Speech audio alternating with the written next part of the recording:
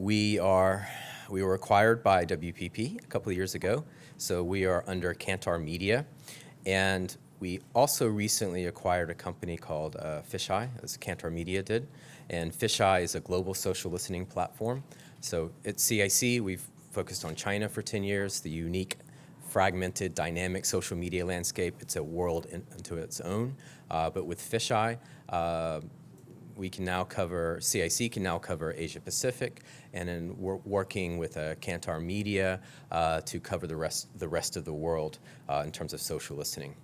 So we work with a lot of companies, so I won't spend so much time on that on CIC. Just to give you a sense of the size of the social media landscape, we do track, last year we collected and mined 6 billion comments from the Chinese social media landscape. 6 billion comments which mentioned a brand, product, or service. When I started CIC back in 2004, I had a couple of PC servers that were kind of going out and scraping a little bit of the internet here and there.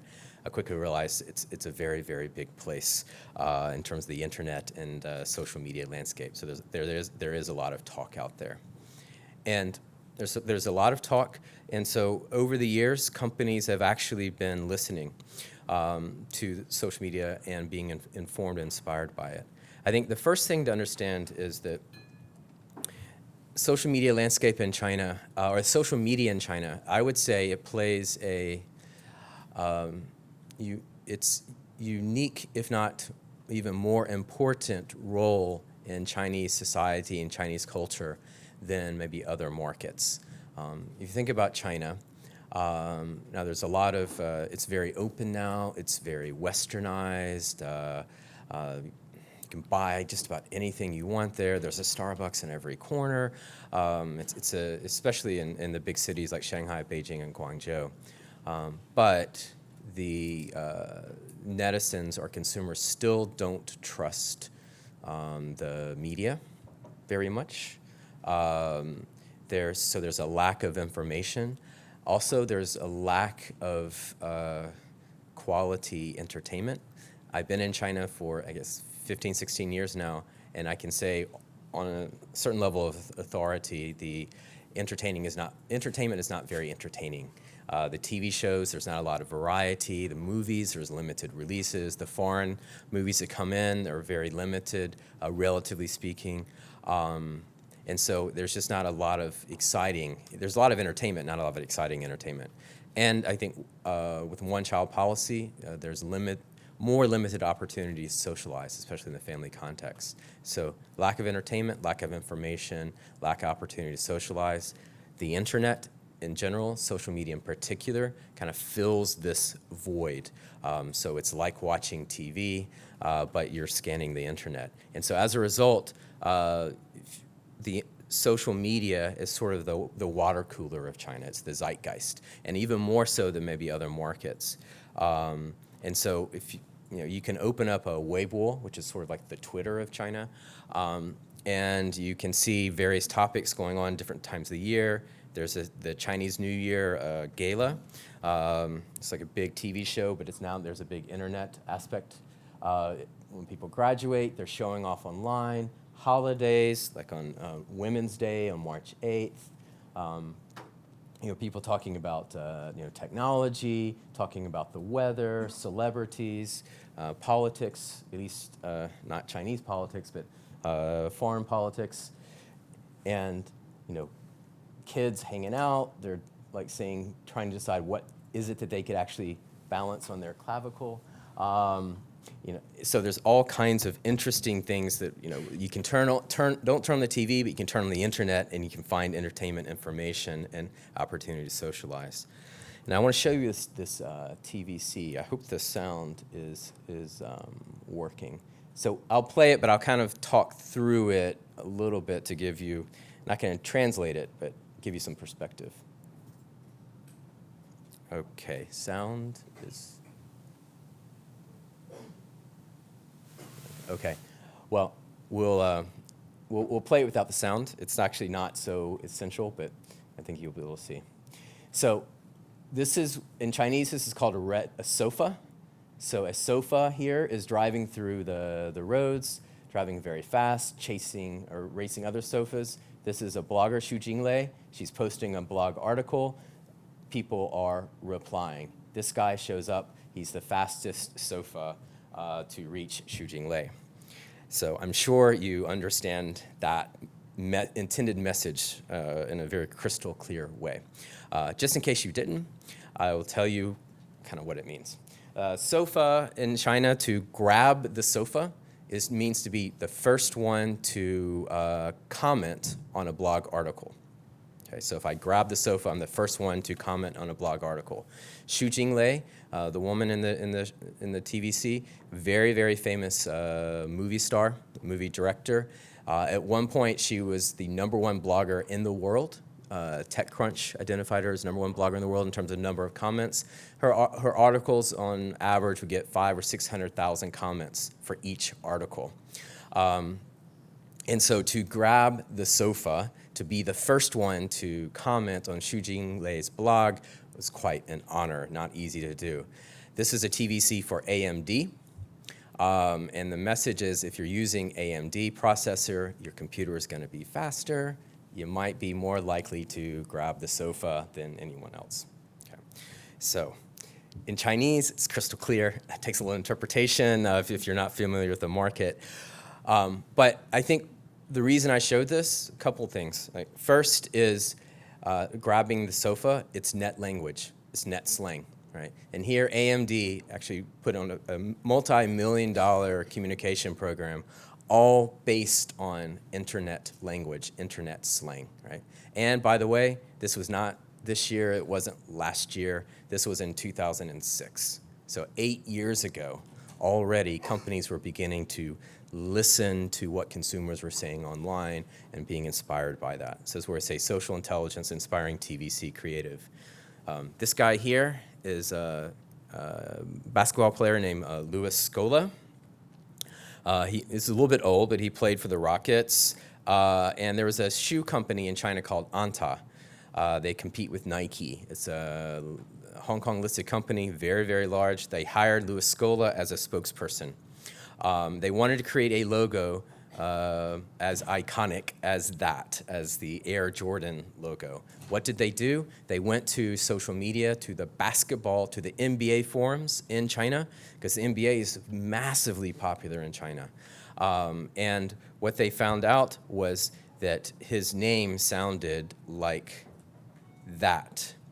That is a diamond. In particular, it's a 4-carat diamond. If you can see the 4 here in the middle. Okay.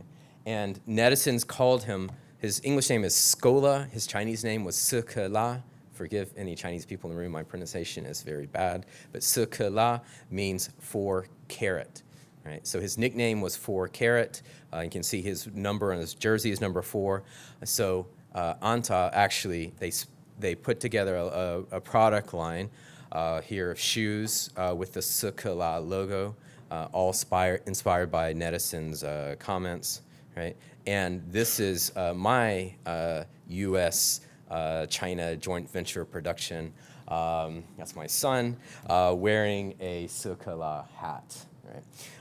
And this, by the way, was from 2008.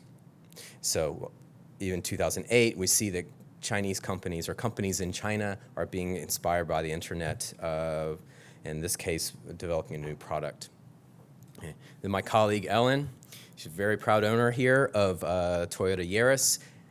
Of course she was influenced, her purchase decision was influenced by the internet. Lots of positive comments about the Toyota Yaris at that time made her decide that, yes, indeed, all the netizens out there saying such good things, that's what she wanted. But the influence of social media didn't stop there. After she was influenced the decision was to purchase was influenced, she went back to social media, back to the same BBS forum, the online forum, and she found a conversation someone posted saying that they were organizing a group purchase for Toyota Yaris in Shanghai. So she saw that message, she joined the conversation. Within a week, 55 other people joined that conversation. And a week later, those 55 people actually all came together and went to a dealer and negotiated a price, got about $5,000 off the price because they went there as a group, and they drove out very happy owners of a Toyota Yaris. So that's what we call a Tuangou, or group purchase in China. This was also 2008, so this was before Groupon, before any of crowdsourcing sort of businesses started out in the world. And this is all organized by netizens themselves in China. Okay. That kind of group purchase activity was also inspired brands. By 2009, 2010, they were launching their own group purchases. Here, Mercedes Smart on Taobao, which is the biggest e-commerce platform in China. They put out a deal out there that said if the more people who sign up to buy a smart car, the cheaper the cost would be. They're going to put a limit on the number of cars that could be sold. They put it at 200. Within 3 hours, the 205 cars were sold on the internet. They planned for it to be a 3-week event. Actually, it ended after 3.5 hours. And it continues. This is more recent. Again, Mercedes-Benz Smart. They sold 388 cars on mobile phone. There's a platform called WeChat, we'll talk about in a second, which is sort of like a WhatsApp. And so they did it on WeChat as well, a similar type of a program. So social media intelligence inspiring new sales channels. There's also social media intelligence inspiring new commercial holidays in China.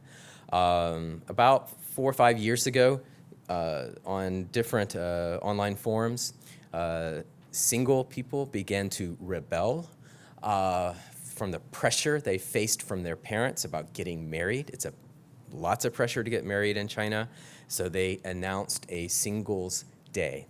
Netizens organized a singles day where they could go online and they could talk about how proud they were being single. They could buy each other gifts for being single. Well, that as of about 6 years later, 2013, the sales from Singles Day is now $8 billion for one day. Compare that to Black Friday in the United States, a commonly referenced e-commerce holiday. It's 4 times of what Black Friday is in the U.S., right? And I think this touches on something. It's more than just a bunch of kids going and publishing, creating this holiday. It actually reflects, again, the importance of social media, because the truth is there is a lot of pressure on young adults. The economy is slowing down, especially the costs in big cities like Shanghai, Beijing, super expensive. They can barely afford their rent. If you want to get married, typically you need to have bought a house, you need to have bought a car, and you need to have a good job. It's huge pressure. And so it's actually, the internet is a place where the singles or consumers can vent, and smart retailers, like it was Taobao, that actually really made this commercial. Smart retailers picked up on this sentiment and actually commercialized it. Okay. So I hope you can get a sense of how social media is definitely alive and well in China. And even more than that, companies, brands have been listening and being inspired and taking action based on that. So let's step back for a second and look at actually now the actual social media landscape, the different places or the different platforms where netizens are talking. We've been tracking the social media landscape now since 2008. And I can tell you it's been changing very rapidly.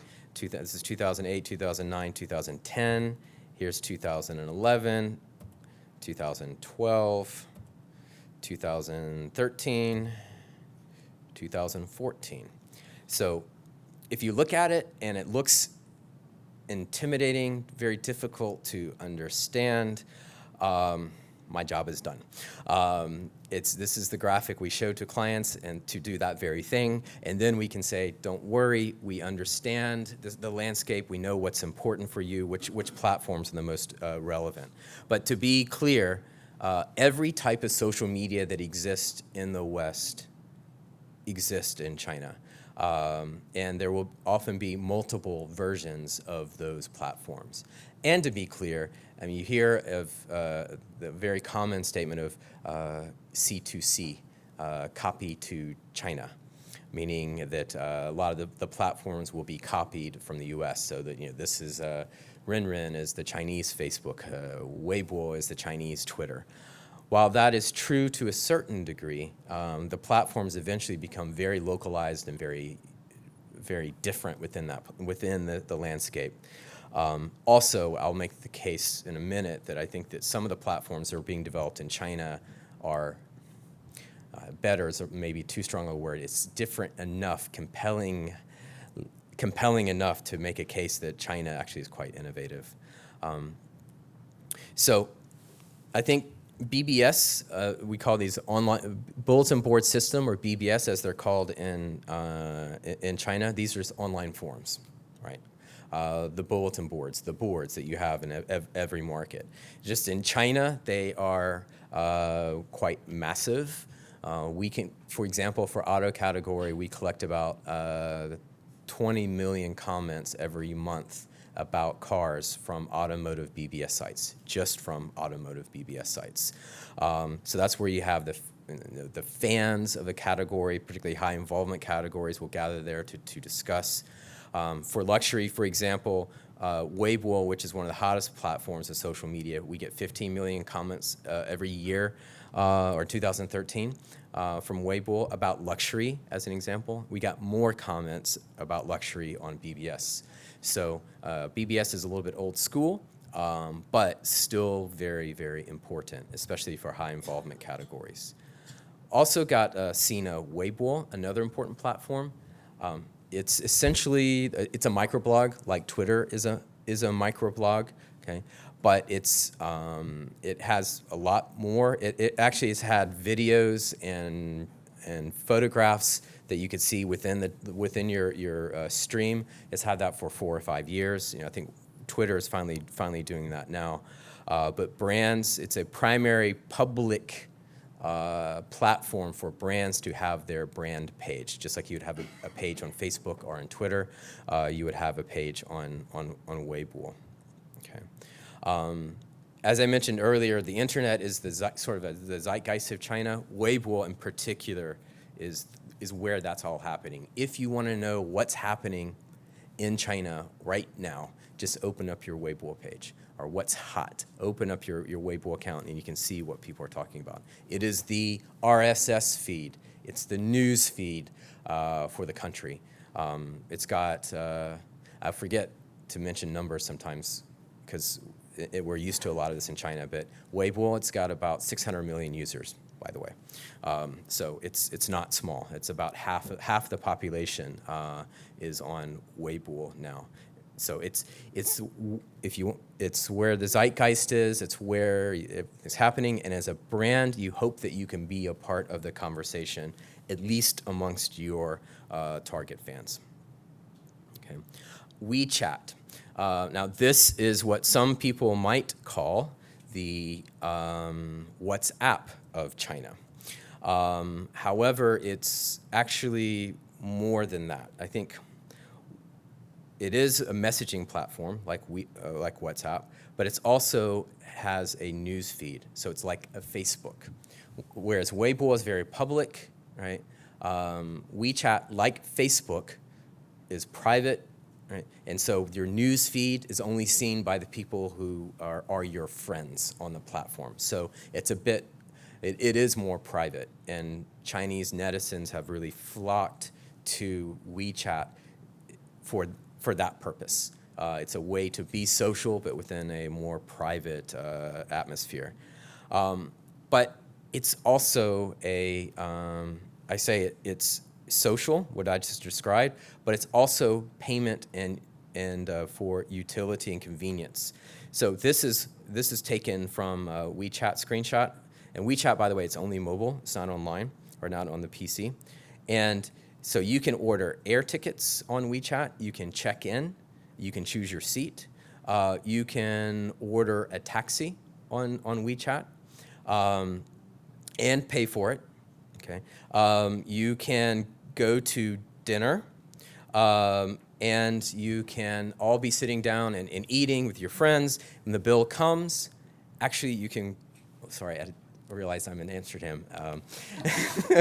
I hope this is China. I don't know if this is derogatory in any means, forgive me if so, but in China, it is common to say go Dutch. Individuals, where everyone at the table will pay for their own part of the bill. But you can not only pay for the bill through WeChat, you can actually split up the bill and then everyone pay their individual amount. So it's getting taxis in China is incredible, especially in Shanghai and Beijing. It's a pain. The too few taxis, especially when it rains. WeChat, it's all organized. It's very, very fast. So you can pay for stuff and it brings convenience. So this is now 600 million users, growing much faster now than Weibo. It's a critical platform for consumers. And now brands, unlike Facebook or Weibo or Twitter, where it's more of a brand messaging function, that while they do have that page or that function, they also have service accounts on WeChat. And so on a service account, you can have a loyalty club. You can distribute sampling, like if you're a cosmetic brand. You can have, this is all beauty examples. You can search for a counter. You can provide customer service. Actually now, LV in China, they provide live human customer service via text messaging on WeChat. It's their customer service team. The call center is connected to WeChat, so if you talk to them, you'll be talking to a human through WeChat. Of course, you can buy product on e-commerce. You can conduct surveys. You can have brand communities. You can track your shipment. You can sync as a brand, you can sync your Weibo account. And so it's becoming a place. It's social for consumers, but for brands, it's a place for doing transactions. Broadest sense of the word, not only e-commerce or payment transactions, but also service transactions. Right? So you can see the social media landscape. Some of the key players are WeChat, Weibo, the online forums. Now I'm going to show you some examples, sort of what we see, the push of social as a media.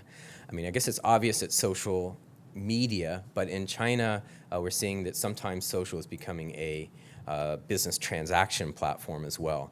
But it is and still remains to be a very important place to be a part of the conversation, to be seen. So, give you an example here of one tweet on Weibo. So this is we're looking at a Weibo tweet from, and we do say tweet on Weibo. It's just what we do. And so this is a tweet from Chanel, okay? And this is the original tweet from Chanel, from the Chanel brand account, okay? This is the first wave of retweets. This is the second wave of retweets. So these people retweeted the retweet of the original tweet, and so on, right? So we can see this is about a year and a half ago, or 2 years ago, when Brad Pitt was announced as the spokesperson for Chanel No. 5. This tweet got retweeted 43,000 times, and it got an exposure to 127 million Weibo accounts. What that means is if you add up all the followers of all the accounts who retweeted that tweet, it's 127 million. So some overlap, but I think it's a useful benchmark, right? And you can see here some of the red dots, okay, and the names here. These are all like celebrities or key opinion leaders. So you can see this person, Cecilia Liu, celebrity. She tweeted and she accounted for all of these retweets. So this tweet travel. This is the part of our social listening platform, so you can map out these tweets, and then you can also identify who are the ones that are really shaping the or most influential in spreading your message. So getting the word out via Weibo, especially through the use of KOLs, can be quite powerful. It can reach a very large audience. So we actually now work with clients to look at celebrity and key opinion leader, or KOL, impact. So we will help clients categorize celebrities according to like social power. In this case, this example is for luxury, so luxury relevancy and credibility. For social power, for example, we'll look at how many mentions of the celebrity, how many fans they have, do they have a social network, do they commonly retweet other celebrities, or do other celebrities retweet them? Do they get a lot of retweets when they tweet, right? Luxury relevancy, do these celebrities endorse other luxury brands? Are they also endorsing like cup noodles brands, which some of them do? And you can look on Weibo. You can look at the fans. You can see where they're from. You can see their gender. You can see how often they tweet. You can get at their age. So you can look at the fans of the celebrities to see if they're relevant for you. Also, you see what kind of events that they often attend and tweet about. And then there's credibility. Credibility is more referring to is there any controversy around this star? Some stars are obviously more controversial or more polarizing than others. So what we have done is we've created sort of a guidebook of key opinion leaders and celebrities based on their social impact. So for this celebrity, Angelababy, for example, we looked at her social power, 30 million fans. She gets 46,000 mentions in this particular period. She works with Godiva. She works at Adidas, Clairol, different brands. You know, her credibility, personality, not too controversial. She's sweet and pretty, the girl next door, right? And then you can also see where her fans are from, mostly from Guangdong down south. You can see her fans are 90s generation, people born in the 90s. That's how you classify generations in China. It's by the decade. The 80s generation, the 90s generation. And so it's a little bit, she skews a little bit younger, and then you can see a typical tweet travel like the one I just showed you.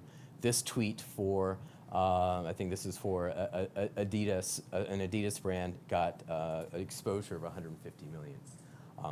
And so, you know, again, recognizing that, you know, Weibo here as a key media, it's social, but actually in China now with WeChat, netizens are creating more of their original content on WeChat. On Weibo now they're retweeting. They're not. It's not a grassroots media in the sense that consumers are writing original content. It's a grassroots media in the sense that they are retweeting or distributing the content.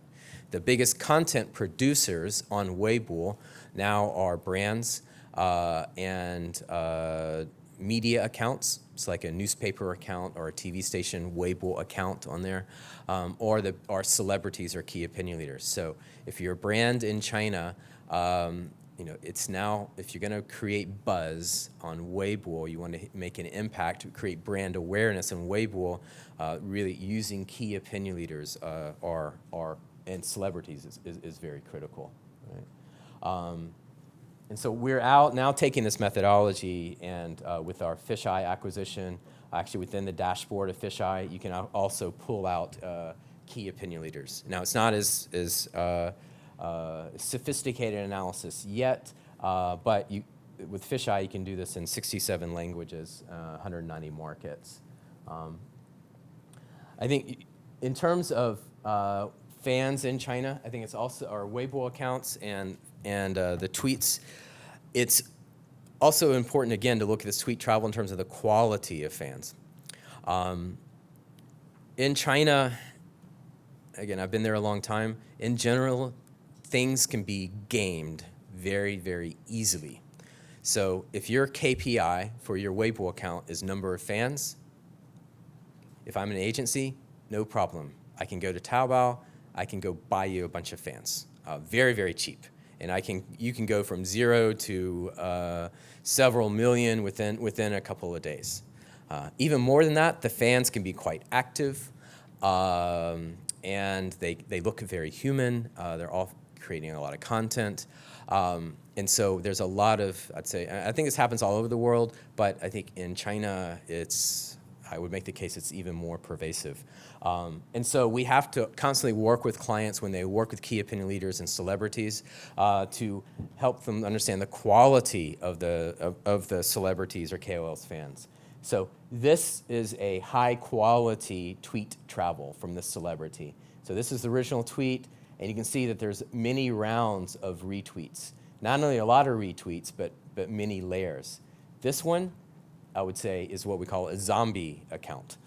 This is the original tweet from the celebrity, but you can see almost there are only one person in all of these people who retweeted, only one person generated retweets. So we would say that these fans are all zombie fans. So it's not as simple as finding the celebrity or KOL with the most fans. You've got to look at the quality of fans as well. So it's become sort of utilizing KOLs and celebrities. It's both in art and a science. Another thing about KOLs is they are essentially paid earned media, meaning that there are, I don't want to say no, too strong a word, but the vast, vast majority of key opinion leaders in China are in it for the money. They build up their influence for the sole purpose. Well, maybe there's a genuine interest, but the end game is that they can get paid. And so when we do paid media analysis on social media, we actually call or consider key opinion leaders as paid media. And so when we evaluate their performance, we will look, things like the number of retweets, the number of fans retweeting, like the analysis that I just showed you. But clients will put this under the paid media, because every PR agency will have a Rolodex of KOLs that can be purchased. Okay. That doesn't mean that they are not influential. We worked with a client last year during the infant milk formula crisis in last August. Fonterra came out and said that some of the ingredients that was used by infant milk formula brands all over the country, but all over the world, but especially within China, may have been compromised.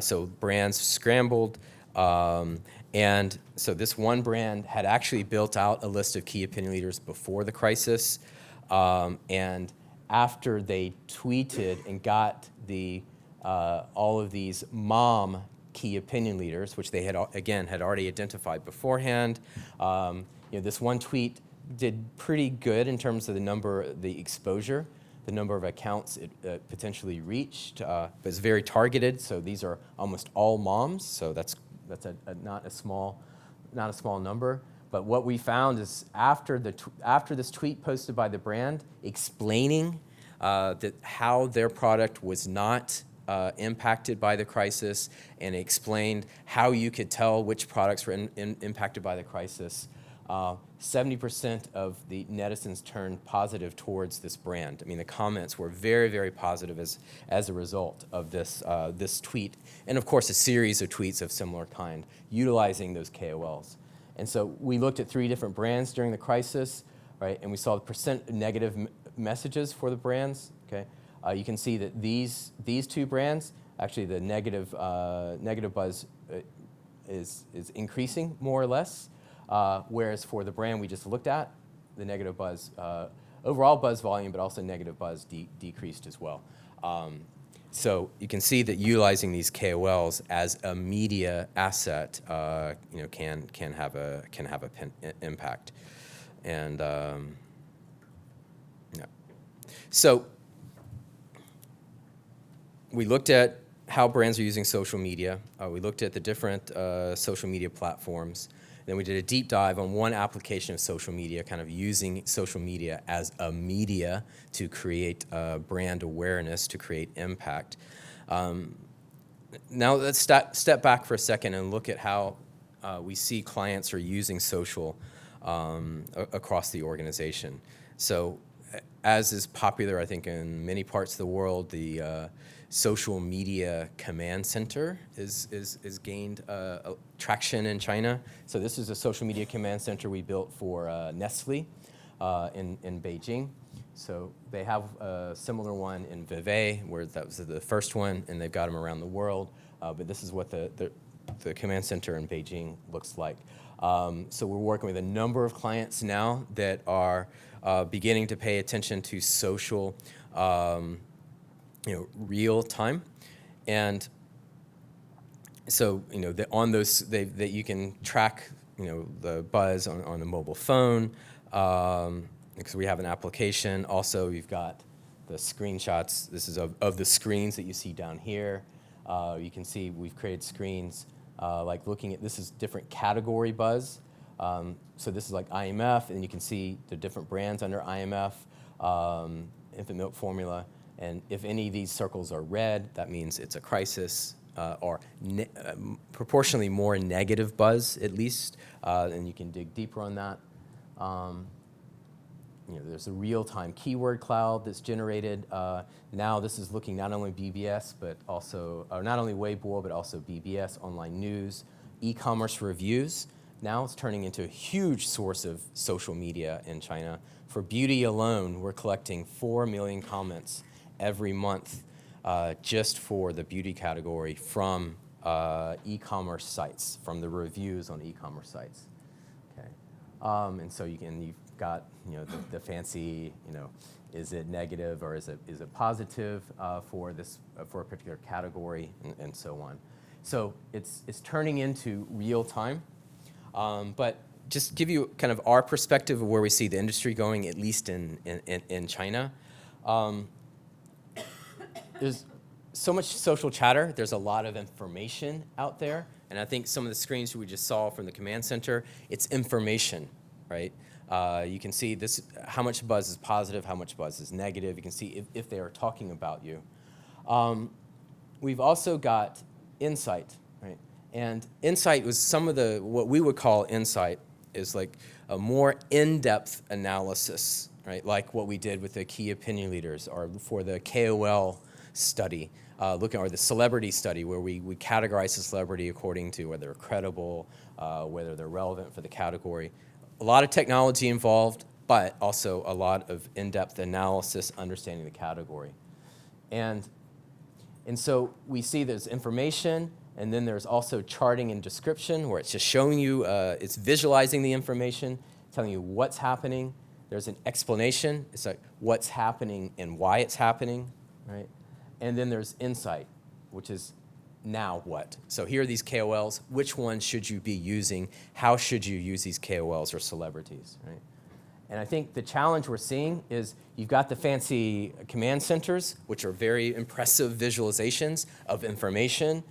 You've got more in-depth reports on a monthly, on a quarterly basis. It may take 2 to 3 weeks, 6 weeks to put together, depending on the scope. But what we see now is an opportunity for what we call agile insights. So the screenshots in the command center will actually often create more questions than answers. The in-depth reports are very good, but they're often too slow, or they in turn generate more questions. So the ability to use social data to generate very what we call agile insights, and linking these questions directly to the business needs, right? And we see that these clients are using social across the organization. I showed you many examples of the applications at the beginning, but we work with clients for media planning, strategy planning, customer service, market research, like we saw with the product development for Anta, with the Scola, the basketball example. Using social to inform product development or for market research, of course PR, for marketing, and so on. taking taking the chatter, turning it into business intelligence, putting it in the right format, the right frequency, answering the right questions to the right stakeholder. Okay, and in this way, we see every year we do a social business white paper for China, and we have what we call the Social Business Index, and we can see that in terms of companies using social, not just for one purpose, not just for PR, or not only for product development, but across the organization, right? That's either they're not using it, okay, or next step is they're using it, but just say for PR or for one purpose. Testing is when they're starting to spread it around the organization. Right? Scaling is it's across the entire organization, and then advance is when you're close to reaching there. But we do a survey, and we can see at each stage, there are different questions that come out. Okay?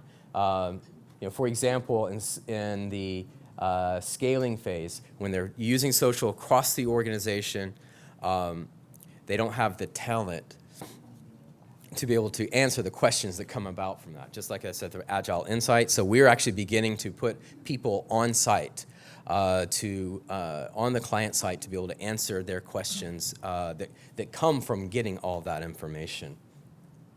Okay. So I think in summary, social is alive and well in China. Yes, there's some censorship. We can talk about that if you're interested. But in terms of the number of people online, it's about, the biggest platforms have 600 million plus people on them, like Weibo and WeChat. So different platforms have different purposes. Weibo is turning more into a media. WeChat is more of a service transaction platform. Companies are very active in using this intelligence. We saw some early examples of it informing TVCs or creative, of product development.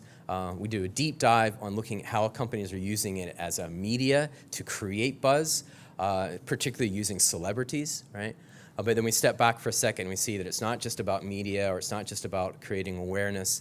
It can be used across the organization, although it's still a step-by-step process to get companies to use it across the organization consistently. So that's what I wanted to say today. I'd be very happy to hear any questions or comments.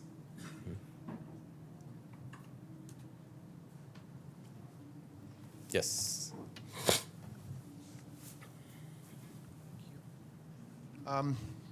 Thanks for that. Great. It's always great to get the latest updates on fast, dynamic developments like in markets like China. It's endlessly fascinating, I find. I'm Thomas Stöckler from WCG. So my question to you, when you started off, you were talking about you've been doing this for 10 years now, so you've been following in detail how things have developed and exponential growth and everything. How do you see things develop in China? And I'm not going to ask you what's it going to be like in 10 years, but let's say in 2 years or next year. I mean, when you talk about WhatsApp being similar to WeChat, WeChat is turning into a highly integrated, highly monetized platform that WhatsApp is not. And there's lots of other things going on. I just wonder, from your understanding of that, in-depth understanding of that market, how much of what's currently happening in China will actually move out of China and transform and disrupt, business models in social in the Western world? Right. It's a good question. I mean, I do think that WeChat in particular is just an amazing platform to watch. It's 600 million users, although there's roughly 10 or 15% are outside of China, although I think a lot of that's still the Chinese diaspora outside of China. But the key thing about WeChat is that while it is social, especially the news feed, which is like a Facebook news feed, but it's on your phone, right? That's the hook that gets people to using the platform, right? But then it also, once you're there, it also has all these other convenient features, like ordering and paying for a taxi, paying for a meal, You can even send money to individuals. You can invest in mutual funds. Now, Tencent, the owner of WeChat, Taobao, a rival, they're actually getting banking license now because they're collecting so much money and offering investment products. So I think that it's really an amazing platform to watch. I do think, though, WeChat is a platform that solves some of the unique business/cultural issues in China, right? And so, getting a taxi, for example. I guess that's maybe a problem in many countries, but it's particularly a problem in Shanghai, in Beijing. Shopping for tier 2, tier 3, tier 4 cities, you don't have a lot of options, right? And so e-commerce in general, and now WeChat in particular, now it's so convenient to shop on your mobile phone and to browse and to buy. I think that's solving a particular challenge in China, a particular need in China. So while I think it is extremely innovative in how they understand, how WeChat or Tencent understands the local market and how that application can solve the local market needs, some of those applications may not be so relevant in more developed markets, right? So it's great to have all those features and functions built into that, but how much of that's transferable, I don't know. I mean, I'm not an expert I know more about Chinese social media than Western social media for sure, but I think a lot of the innovation comes from the unique challenges that happen in China. Some stuff can be learned for sure, but I think that's a key driver.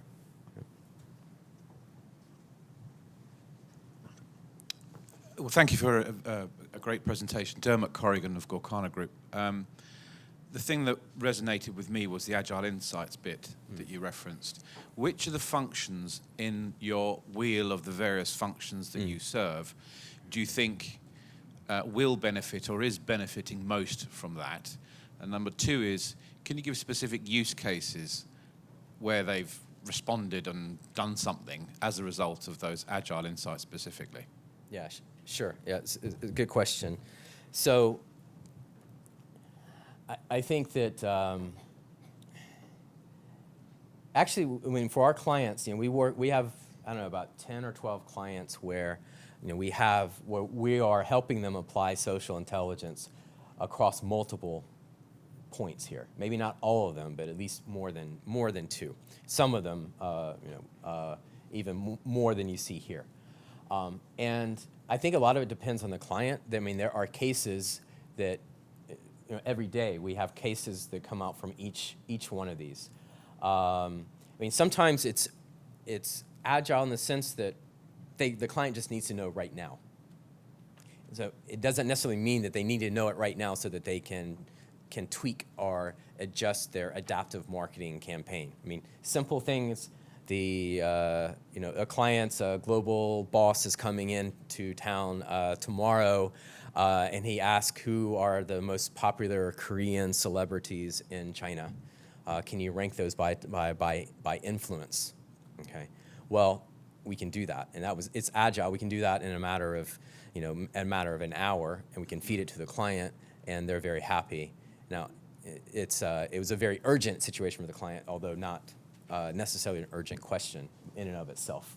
I think in terms of where the urgency or the agility becomes more tied directly to the business success, certainly within crisis. I mean, you have the keyword cloud showing the negative or the words around food safety, and you see that CCTV is bigger or is appearing, and it didn't appear yesterday. And CCTV is the national broadcaster, the TV station, national TV station. And if any brand is featured on CCTV, first of all, it's usually not good. And second, it has massive impact. End of the day, TV is still really big in China. And so then you can quickly see, quickly assess the how bad is it. So of course, in a crisis situation, a reputation situation, it's critical. And of course, adaptive marketing for tracking a campaign. Again, the keyword cloud, real-time keyword cloud. You can also rank all the keywords, just put them in a list, real-time on the dashboard. That's a quick way to look at the brand, the health of the campaign, and to see if there are any negative or unsavory elements that are coming out as a result of the mentions of the campaign. And so then they can do, the client can do real-time adjustment. I guess the best example was last year, or the previous Olympics. Nike used our command center to do, for 2 weeks, they had a sort of a pop-up social media command center where they brought in their digital agency, they brought in the creative agency, Weeden Kennedy, their PR agency, all using our intelligence to inform their creative. And so when Liu Shang, who is the famous hurdler in China, everyone loves Liu Shang in China. When he fell and he got hurt, they actually looked at all the comments, and within 15 minutes, they had published something on Weibo for netizens to react to. Compare that to 2008, similar thing happened. 24 hours later, they published an ad in a newspaper. Right? Now they're publishing within 15 minutes on Weibo. So I think sometimes agility has to do with just the urgency of the person who is paying your bill and they need the answer right now to please their boss. Sometimes the agility is actually to apply to a business situation.